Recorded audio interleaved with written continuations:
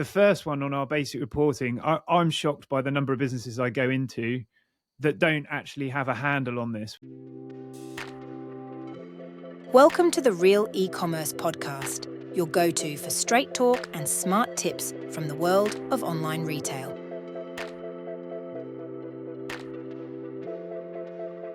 I guess if you're listening, it's really about the reporting for your e-commerce store that gives you the insights to make valuable decisions going forward.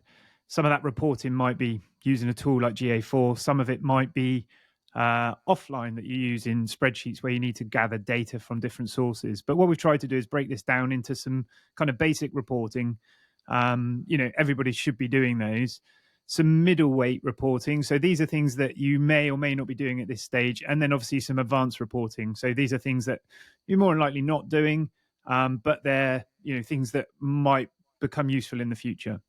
So if we dive straight in, the first one on our basic reporting, I'm shocked by the number of businesses I go into that don't actually have a handle on this, which is your conversion rate.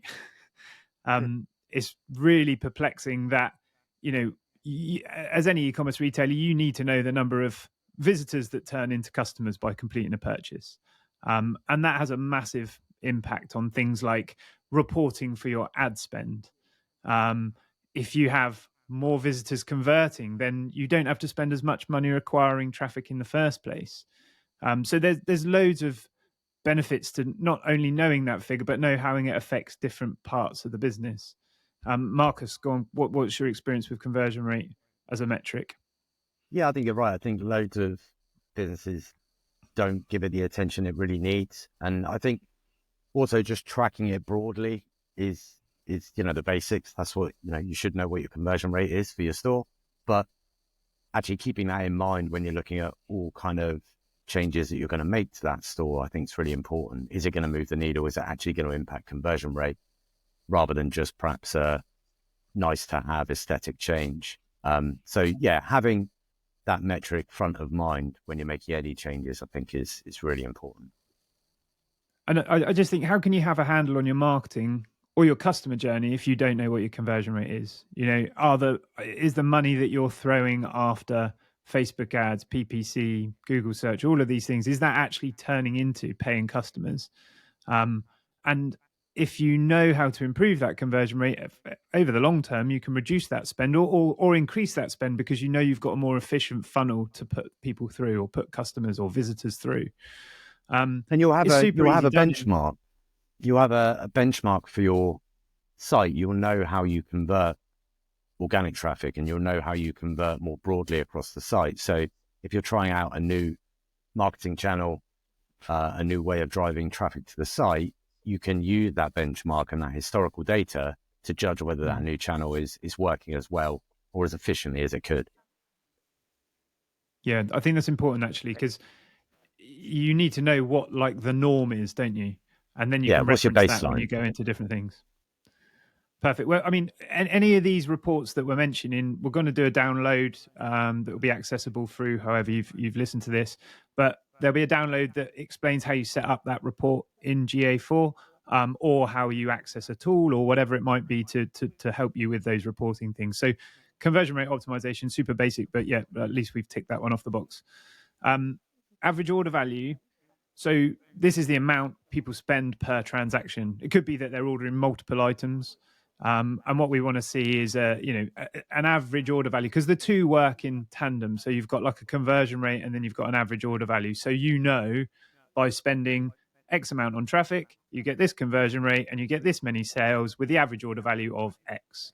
So boosting that average order value, those two metrics really are just, the foundational things, boosting your conversion rate and boosting your average order value. You haven't had to spend any more money on marketing. All you've done is improved your on-page metrics. And this might go up or down with different marketing campaigns. Like you might have sales or seasonality that come into it where you find people bundle or add more together at certain times of the year or when you're in sale. I think you had a good one, didn't you, with the free delivery? Yeah, I think it's average order values, one of those metrics that I feel if you've got the right store, the right customers, the right product kind of profile, you can really impact and make a difference to. So whether that's looking at things like upsell opportunities, cross-sell opportunities, you can actually have an impact on this number. What the example you talked about was a fashion retailer. And we looked at implementing a free delivery threshold message. So we increased the free delivery threshold to above the average order value, and then added a load of, quite engaging messaging across the front end of the site to encourage people to add more things to their basket, increase the average order value in order to get free delivery. So it's one of those metrics that you need to keep an eye on, but also you can impact it quite well if you know what it is and you know how your customers kind of react to it. You can make changes. Yeah, I guess it's not something you can repeat too often, but like if you know your average order value and your free delivery threshold are at a similar place, just tweaking that free delivery threshold above your average order value is going to help bump that average order value up, because people will add whatever it is the basket to do that. There is an amazing app that we're using on a couple of customer stores for Shopify called Upcart. It allows you to do that in the kind of mini cart that slides out, tells you how far away from your free delivery threshold you are. It also does upsells in the cart or in the mini cart as well. So that app is particularly focused on improving average order value and helping people achieve certain thresholds. They also have like a gamified bit, don't they, where you can set another threshold to achieve something else. Yeah, you can do exactly that. And I think it's one of those things that's changing recently, where average order value used to be something that just happened to you, and it was just a number to keep an eye on, but actually it wasn't anything you could do to impact it. But I think with some of these things where you can show progress bars, different milestones that you can reach when you spend different levels, it gamifies it, doesn't it? Yeah, that's right, and makes it within your control, doesn't it? You can impact that number. So third one on the list is customer acquisition costs. So this is like the total cost of acquiring a new customer. This is going to be super helpful where you market across different channels. This isn't a GA4 report, but understanding this as a business is super important. And it's also linked, we're going to talk in one of the middleweight ones, which is customer lifetime value. Do you have a product that always requires new customers? Then you're always going to be spending money on acquiring new customers, and you're going to have a customer acquisition cost which repeats for every sale. With the customer lifetime value, you might acquire a customer once that buy multiple times. So we'll talk about that in a minute. But your total marketing spend and all your activities on all your activities, and that may also be like a percentage of salary of the team that implement that marketing. I know when we've spoken to clients before, whenever we're trying to get down to the real figures, people tend to miss off things like, oh, but you're paying an agency to help you with that, deliver that, or you haven't taken into account the profit of your items into that metric. So I think when you're doing figures like this, if you've got a marketing person in-house and they spend 30% of their time on your marketing channels driving traffic to the site, will put 30% of their salary cost against these metrics, because that then gives you a fairer figure of what these customers are actually costing you to get that. But yeah, so what we're trying to do is add in those marketing activities and then divide it by the unique customer sales in the same period. So if I said, right, my marketing activities cost me X for January and I got X number of new customers, therefore my customer acquisition cost is Y. And that's what we're trying to get to. What does it cost you to get a customer? And that will play into the customer lifetime value as well. The next one on the list is the return on ad spend. So you used to be known as Marketing Marcus, didn't you? So return on ad spend is probably your bag, right? Yeah. I think return on ad spend is similar actually to customer acquisition cost, in that it's one of those things that measures efficiency. And you can't confuse it with ROI. Like you were saying, we speak to some clients who will talk about ROAS and kind of say, return on investment is much more important because it takes into account far more. But if you don't have a handle on your return on ad spend, you can't have a full understanding of, which marketing channels or acquisition channels are working harder for you or not so hard. So the best thing is to get to a position where you know what your ROAS benchmark is.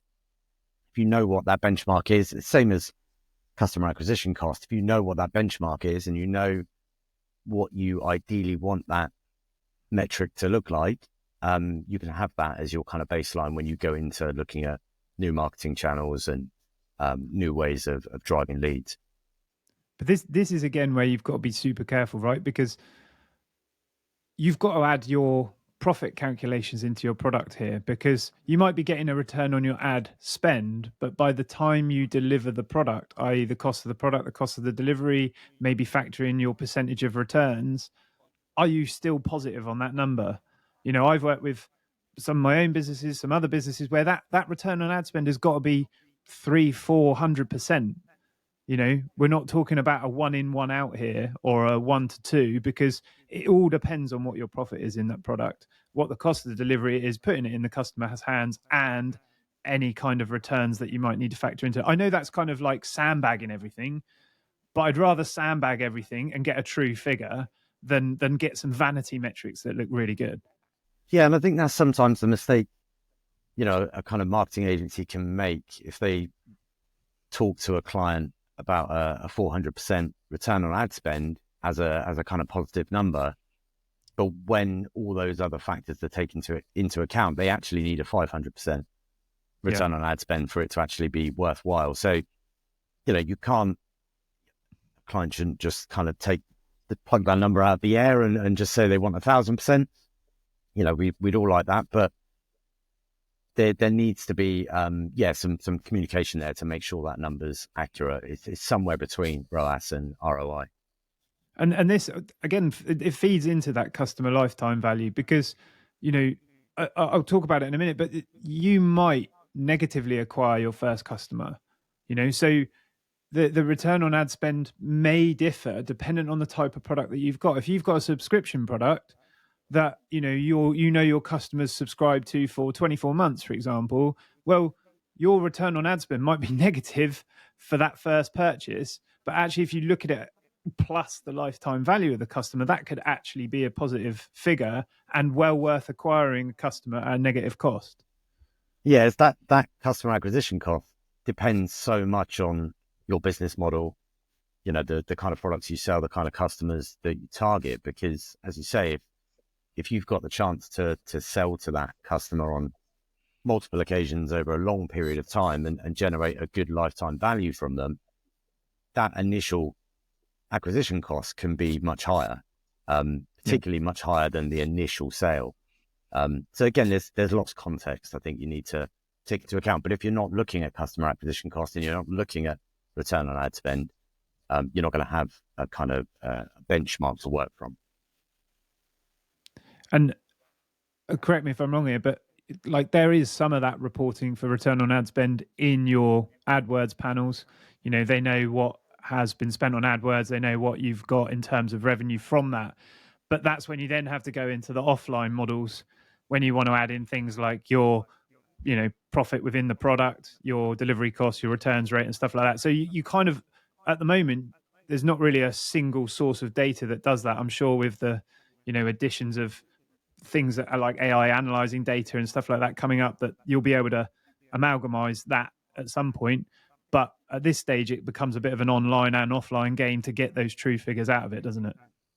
Yeah, I think there's always going to be some manual intervention you need there to get the data that you want and the data that's most useful for you in your business. Yeah. Obviously, platforms like Google Ads will provide a certain amount of it, and it's there for you. I think the sweet spot though is combining that with the information that you've got about blended product margins and your overheads that are going to give you a number that's really useful.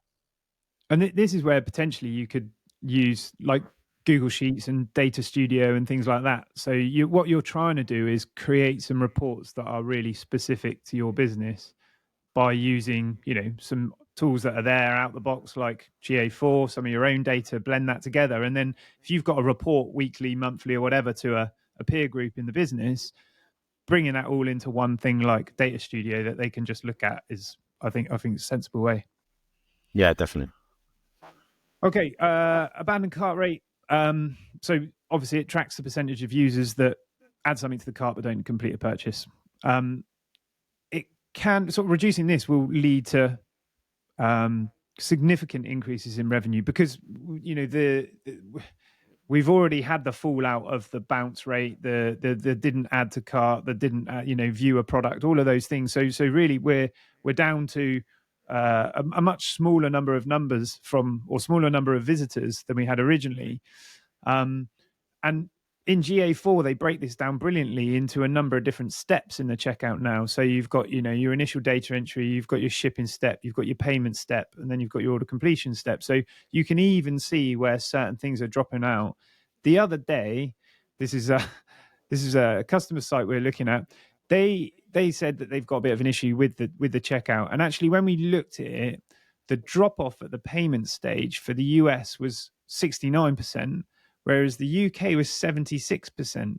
So it's quite a high drop off anyway at a payment stage, but there's a disparity there of around 7%. And all we could really put it down to was a difference in language. So when we were asking for the payment method in the US, it just said credit card, which most US customers are familiar with using just a credit card online, whereas UK customers expect to see debit and credit card. They were only showing credit card symbols. They weren't showing any debit card symbols. So maybe just that language or that terminology was causing that difference in cart abandonment. And actually, when you put through those numbers, the number of sales that made a difference to that retailer, you were talking 200-300 sales a week difference because of that disparity. So if we could have just addressed the language, what we've done with the report is hone in on a problem very granularly between two different territories in one step of the checkout. And then we've made a recommendation to change the language to then boost those sales by around 200 a week. So that's how you can use this data with cart abandonment. Have you got anything on cart abandonment? I think it just shows, the importance of having a steer and a handle on that number, though. Without that insight and without keeping an eye on that number and tracking it to the granular level that you just talked about, we wouldn't have been able to find out, where that issue was. It wouldn't have been so clear on a kind of macro scale. I think the other thing to remember with cart abandonment rate is that it varies wildly, and again, without sounding like a politician, it kind of depends on your sector and your industry and who you're selling to and all of those things. You can expect higher numbers with cart abandonment rate if your ticket price items are much higher, if you're, selling products that have a much more considered purchase journey, and, the research kind of step of that journey is much longer, or even in things like fashion where, there is a kind of culture now of abandoning carts to see if you get discount offers via email and things like that. So I think when you take all those things into account, you kind of get a steer on what your abandonment rate as a business should be, what you can actually impact and what is just natural because of the industry you work in or the type of products that you sell. So all that context, I think, is important. Yeah, and I think what you've said over maybe the past 4 or 5 that we've talked about is establishing a baseline, and I think that's the same with any reporting, isn't it? You need to know where that sits to know the swing highs and the swing lows from that baseline. Yeah. Okay, so that's it for basics. There's probably tons more basics. As I said, if there's any that you want to configure in GA4, we've just put a list of those reports that are available or how to configure them in a download that you can get in the show notes. So middle rate reporting, slightly more advanced. Some of these we should, as fair sized e-commerce retailers, we should be looking at these. We should know these. So the first one is customer lifetime value. We've touched on it a few times. Don't be scared of spending a bit more to gain a higher value customer, because in the long run, that customer is going to spend more than maybe you paid to acquire them. But it's really, it's not important for businesses that don't have repeat purchases, because you're going to have that single spend. So every customer is going to pretty much have an average lifetime value because they buy once. I had a business and it was a one-time purchase that you probably wouldn't purchase again. You could count our repeat purchases on like one hand. But if you've got a repeat purchasing business where people come back and it doesn't have to be a subscription to be a repeat purchase. It could be a fashion retailer. It could be, buying leads for computers or whatever it might be. If you're going to come back because you bought from there once, I'm into motorcycles, so I regularly go to a motorcycle online retailer, and I'm a repeat customer, and they get me in with all of their loyalty points and kickbacks and all those sorts of things to get me back on a repeat purchase. So knowing that value for repeat businesses is almost like another fundamental. It should really be in the basics, but it is a bit more, middleweight of a reporting thing. Yeah, I think so. And I think it's one of those metrics as well that can be impacted quite a lot by the post-purchase experience rather than just the kind of initial experience on the website or in person if you've got physical stores. So I think trying to increase your kind of lifetime value of a customer isn't always as simple as trying to impact conversion rate or something on the kind of beginning of that journey, because you have to think about what happens after they've placed their order. You've got to think about delivery, you've got to think about packaging, you've got to think about how you follow up. All of those different things will have an impact on the overall lifetime value of that customer and if they do purchase again. So I think there's more to consider with lifetime value. It shouldn't, again, a bit like average order value, it shouldn't be something you let just happen to you. You've got to think of, first tracking it. That's why we're raising it here. But then what do you do to actually impact that number, and how can you have an impact on it over the long term? So whether that is something like loyalty or something along those lines, you need to first of all have visibility. And in a way, you could add your returns rate into this if you're a single purchase business, because like you said, the packaging, the things that come in the box, the follow-up, like if you're selling a fairly complicated product or one that needs an element of support, or whether it might be installation, then you could cut down on your returns rate, which does affect that lifetime value if you throw that figure in there, because you've then dealt with what some of the queries and problems might be post-delivery, i.e. installation, configuration, or whatever it might be. So even if you are a one-time purchase business, then maybe monitor this, but with returns added into that, because then that will help you adjust that experience that they get. Yeah, absolutely. I think there's a few brands, if you think of things like pizza ovens, where there's loads of content that you can follow up with afterwards that help people make the best use of that product that they've purchased from you. Mm-hmm. That might not lead to, more sales, another pizza oven in a month's time, but there's accessories, there's other things you can purchase. Like pizza, and then eventually you might buy the next model up. But again, if you're following up with recipe ideas, inspiration, accessories, technical information to help use the product better, that sort of thing, you can, really kind of make that journey useful and kind of good and fun for the customer, so that they come back to you. And you might think some products are like a one-time purchase, like how many of these does someone need? But like you've just mentioned there's always progression in certain things. So if you take on a sport, you start by buying like the kind of entry level equipment, but then as you get a bit better, you might want slightly better equipment or different branded equipment or whatever it might be. Then again, they're going to come back and go, oh, I want the next size up, or I want the next whatever evolution is of that product. Absolutely. Okay, product performance analysis. So this is like examining metrics like your sell-through rate or your margin or your inventory turnover for individual products. And then that can help you like manage your inventory, obviously, make merchandising decisions.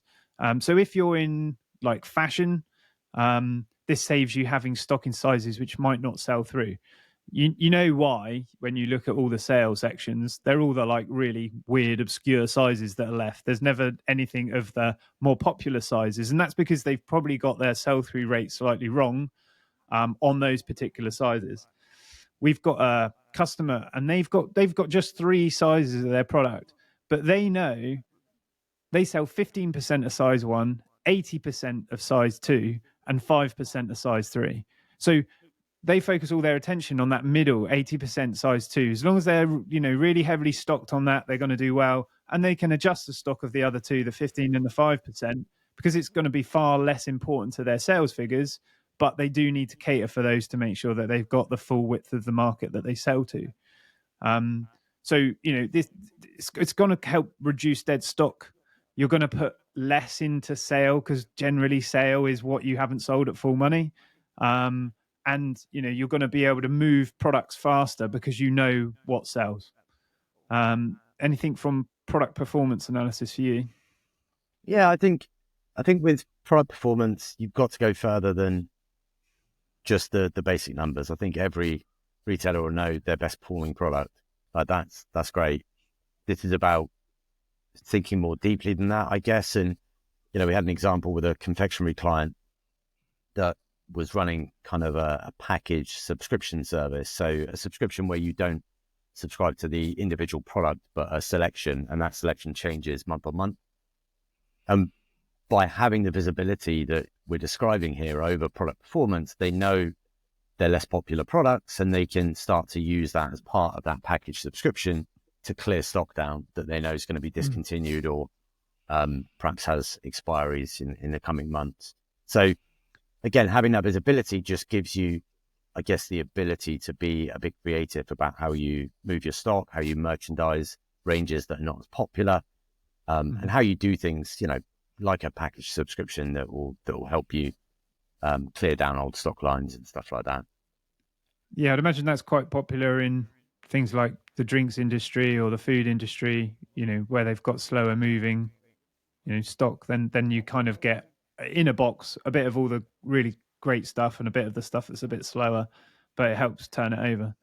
Yeah, exactly. And if people are after that, if you've got a combination where you can put the popular products in with the kind of lines that are going to be discontinued or are not as popular, it gives you a way as the merchant to kind of clear those stock lines down. But again, it all starts with visibility. If you haven't got that visibility, you're just thinking they're not popular, or if you're not kind of seeing it, you won't be able to take any action and make any changes.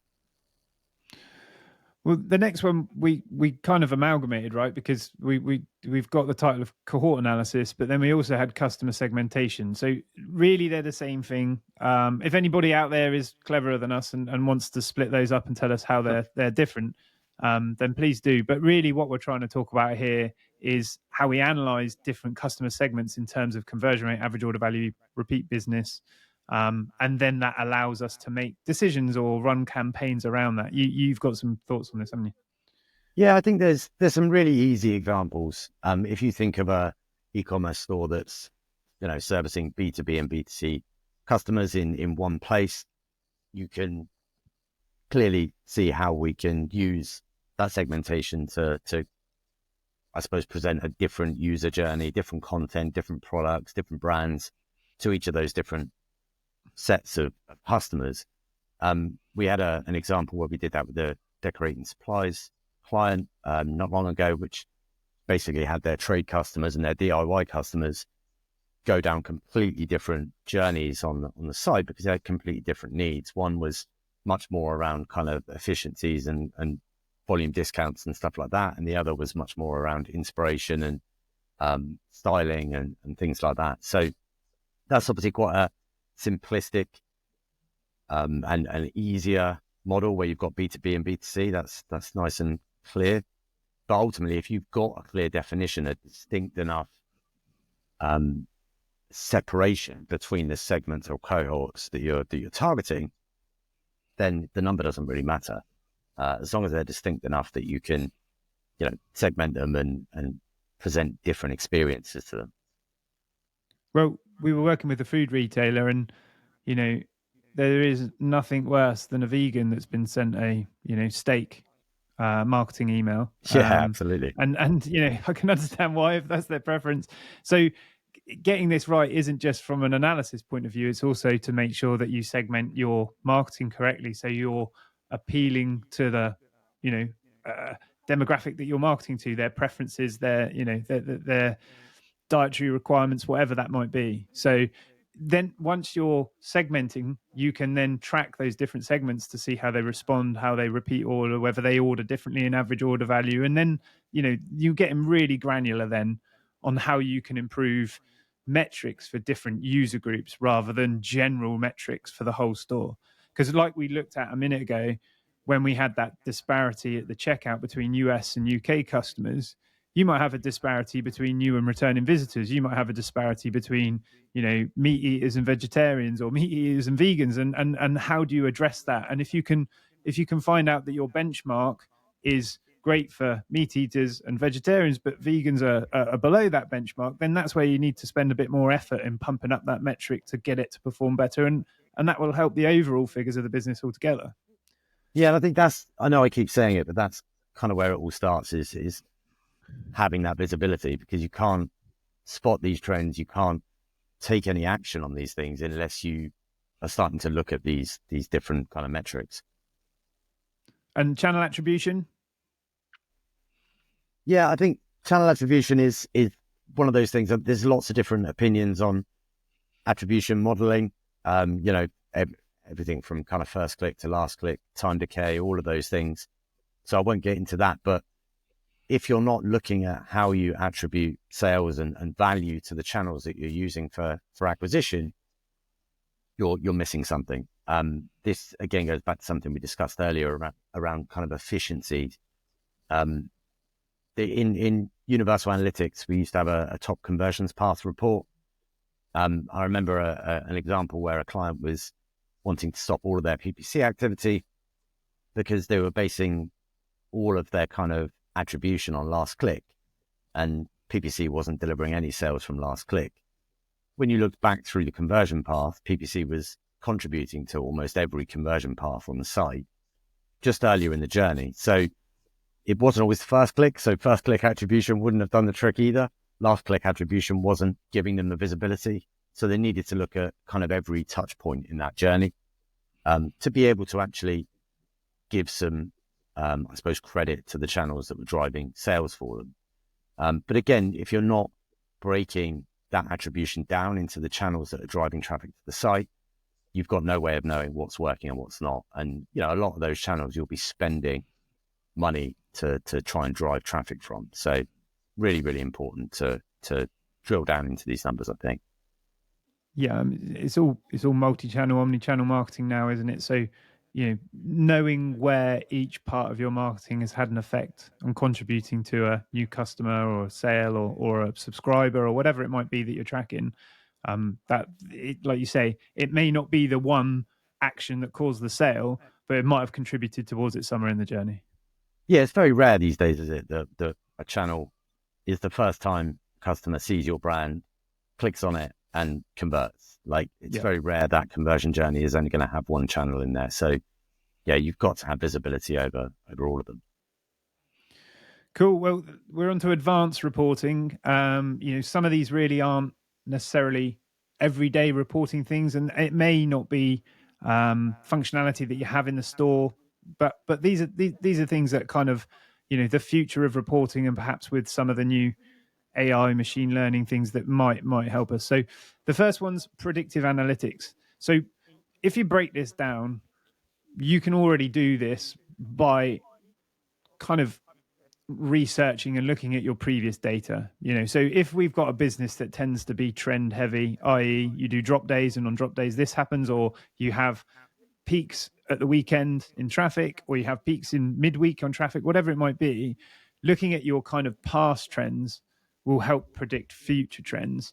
And there are some businesses that have taken this to like a machine learning level. You mentioned Limworks.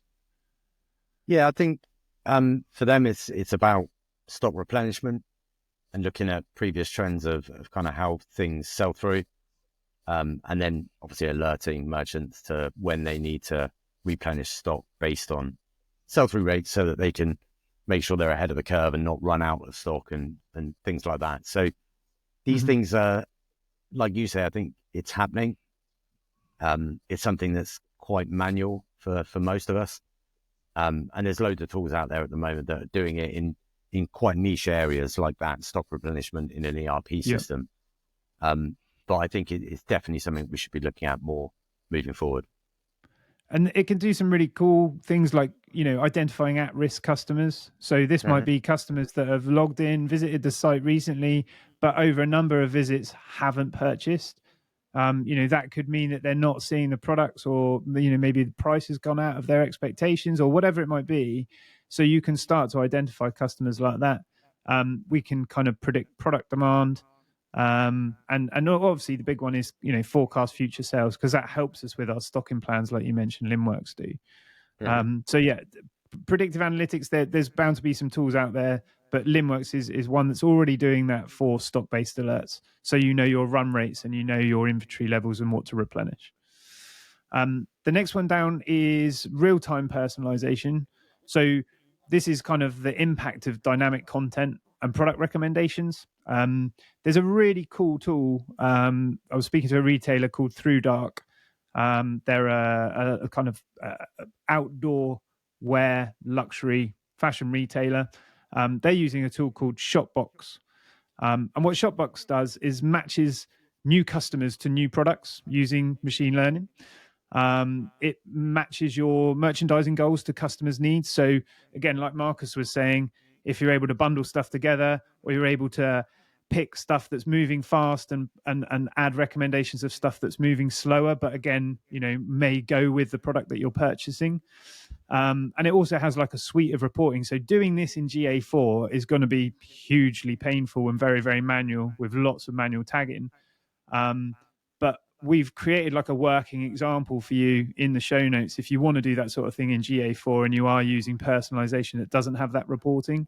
But definitely have a look at Shopbox if you're keen on doing real-time personalization and you want to get that reporting and those metrics and make that more of a performance-based part of your business.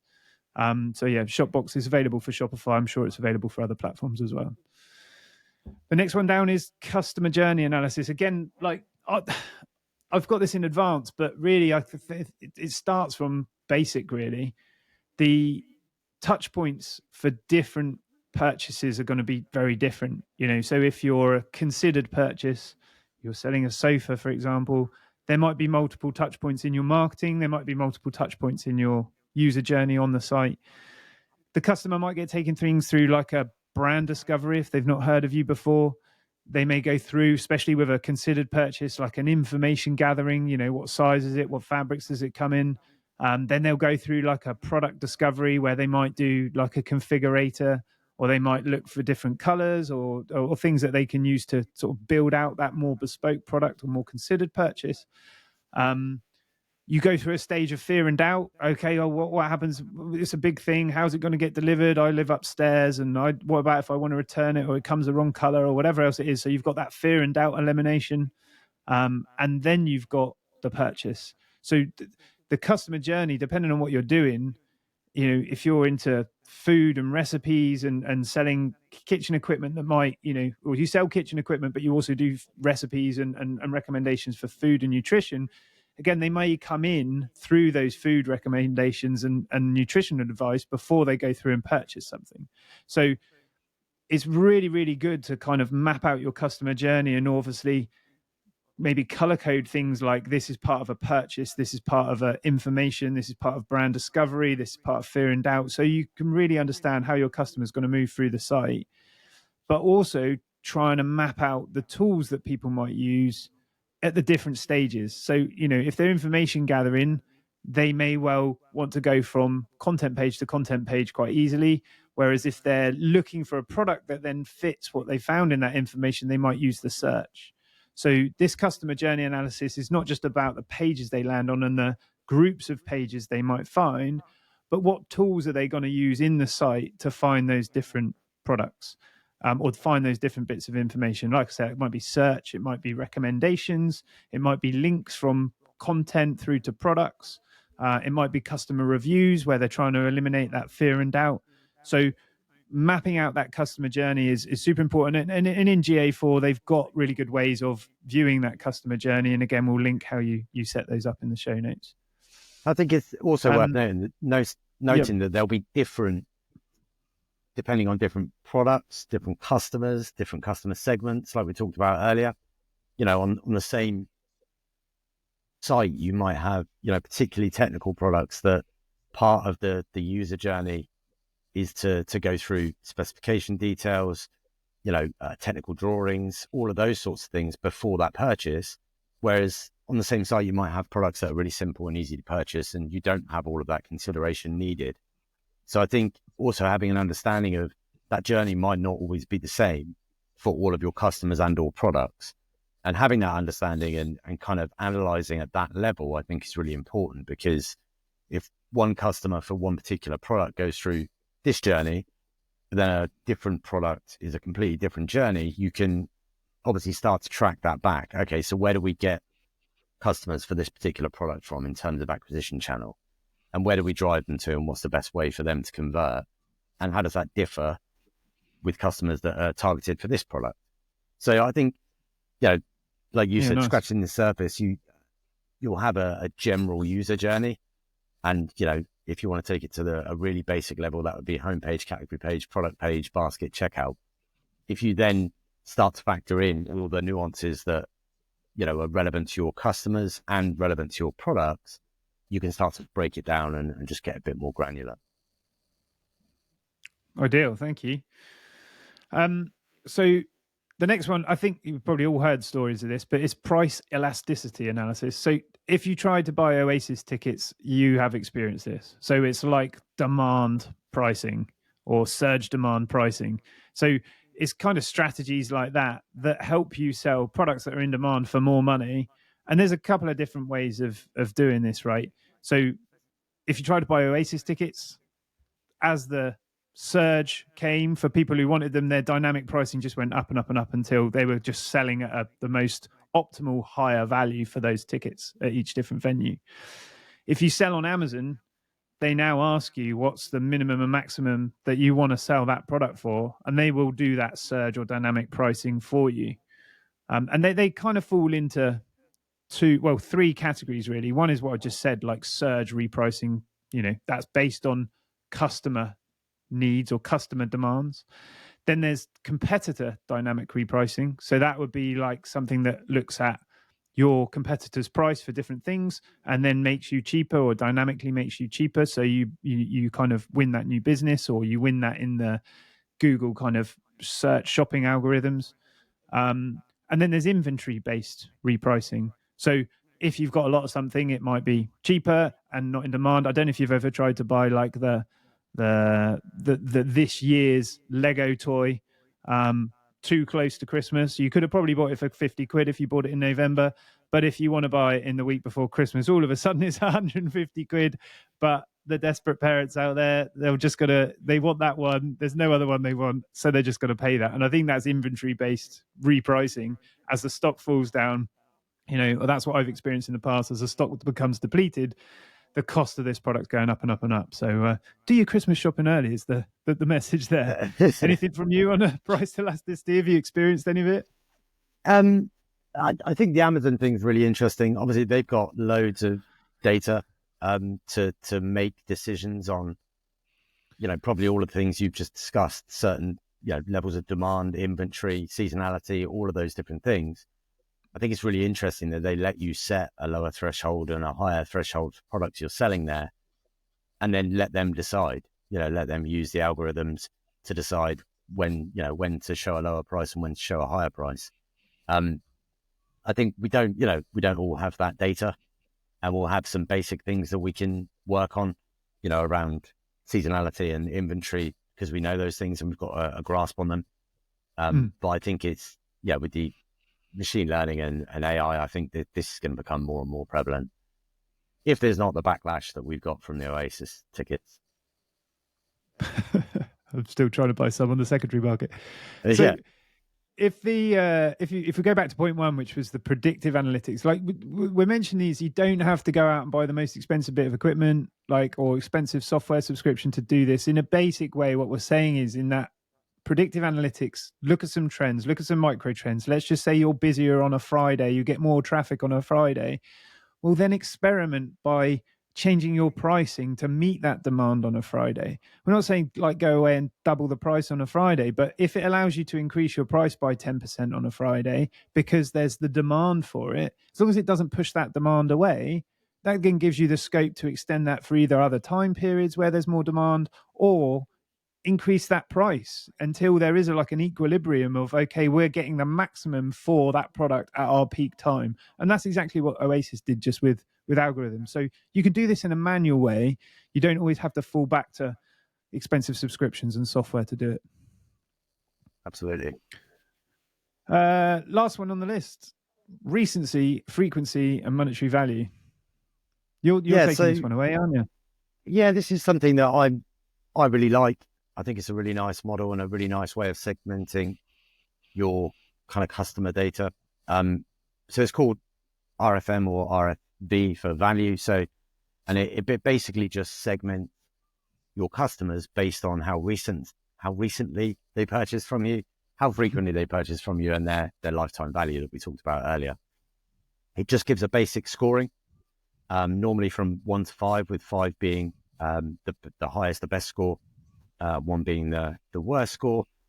The obvious kind of value for this is that you'll have top customers, your 555 customers that bought recently, they buy frequently, and they bought a lot from you over the lifetime. So that's giving you a lot of value. That's the kind of easy bit. You'll have your top customers and your bottom customers, I guess. But actually there's loads of nuance within that in terms of the scoring. So you can identify lapsed customers. So somebody that's got a good lifetime value, they buy from you frequently, but they haven't bought recently. That gives you an opportunity that's an opportunity, isn't it? To say, well, we know that this particular customer or this group of customers buy from us, on a regular basis, and they like what we do. They haven't bought recently.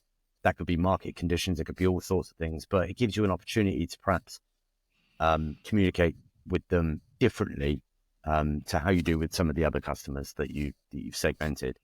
We'll drop a link to a couple of articles about there's one from RFM, MailChimp, isn't there, and one from Investopedia. Yeah, and they kind of break down, what the analysis is and why it's useful.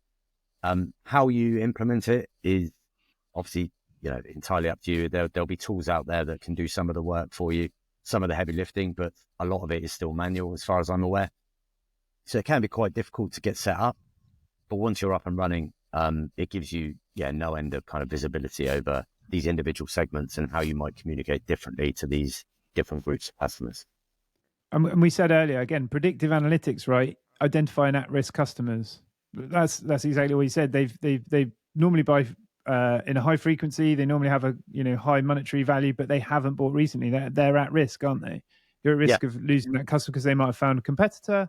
They might have been put off by something. You might not have made contact with them like you normally regularly do, and that's their inroad to come and visit you again. So these can all, by sorting and ordering by each of these 3 things, you get kind of, and that number that you're saying it generates, you're going to get different insights and different approaches to re-engage those customers. Yeah, and there's nuance to this. Like we said before, there's context to be thought about here. The first purchase that somebody has with you, their lifetime value is low. Their recency is really high and their frequency isn't, because they've only just bought. But again, the number will reflect that, and it will give you a way of kind of ring fencing those guys as well, and kind of saying, well, they're new customers. We need to communicate with them slightly differently to our 555s or our 111s. Cool. Well, like if we've said anything multiple times, it's the basic stuff you should be doing, right? So if you're not doing the things we mentioned in the basic reports, go out, get those numbers, get those baselines, get those metrics that start building out the reports that are important to you. The more middleweight stuff, again, you're going to need to pick and choose the things that matter to your business. And like we said, you could pull all that data into like a data studio using a mix of different data sources, analytics, Google spreadsheets. Like we said, recency, frequency, and value. Again, that could be a spreadsheet exercise that you do and you export the data from your e-commerce store. And then there's some advanced ones there as well. As I said, you don't need to go out and spend loads of money on software. These are things that you can just experiment with manually. If it has a positive result, you want to save time, you want to save manual admin time, and you want to do this on a bigger scale, then software is going to help you do that, isn't it? Yeah, and I think you can start these things manually, and when you find that they're useful for the business and they're giving you actions that you can take to try and improve your business, then you might look at ways of automating it or scaling it. Yeah. Well, just, get out there, go and make some more informed decisions, because that's what reporting's about. You got the data, go and make some informed decisions with that data and boost your revenues. Follow the Real eCommerce podcast and visit realagency.co.uk for more e-commerce content like this.